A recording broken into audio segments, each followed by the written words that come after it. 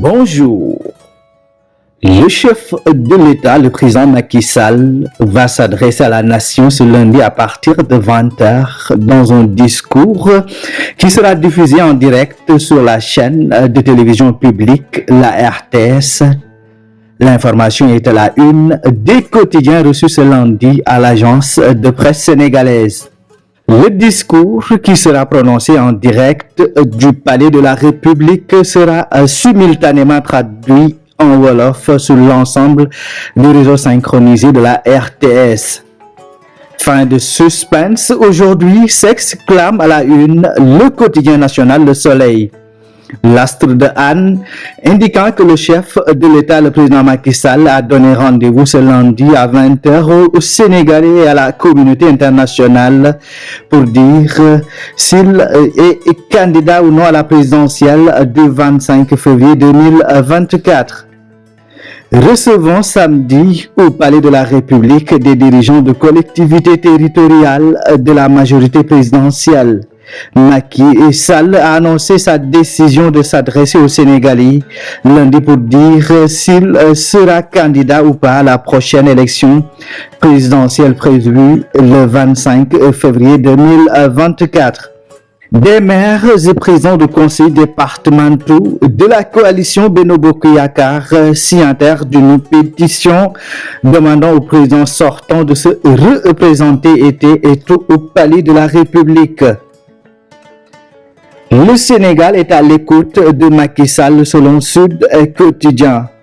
Après avoir maintenu le suspense pendant plus de 4 années sur la question de la troisième candidature ou non lors de l'élection présidentielle du 25 février 2024 prochain, le chef de l'État va enfin donner sa position par rapport à cette question, souligne le journal.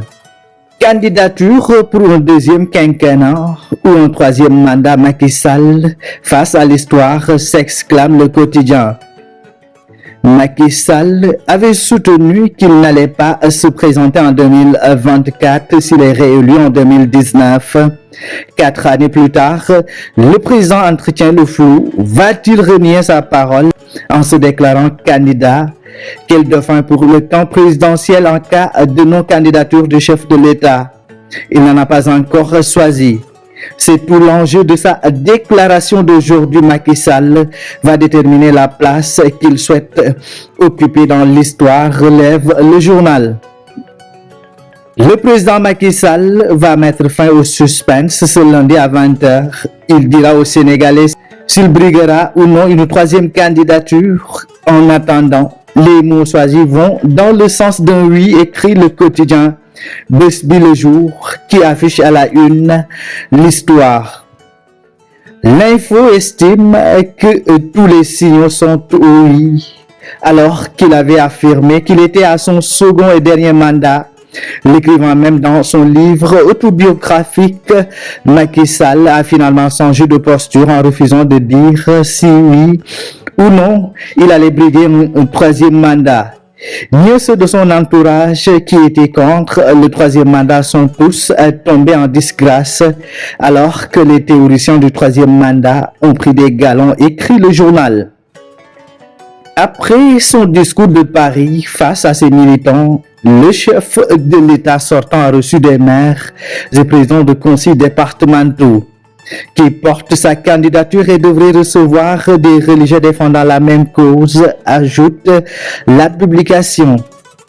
Vox Populi affiche à sa une Macky Sall, un choix face à l'histoire. Qu'il faille me renier pour survivre, je dis non.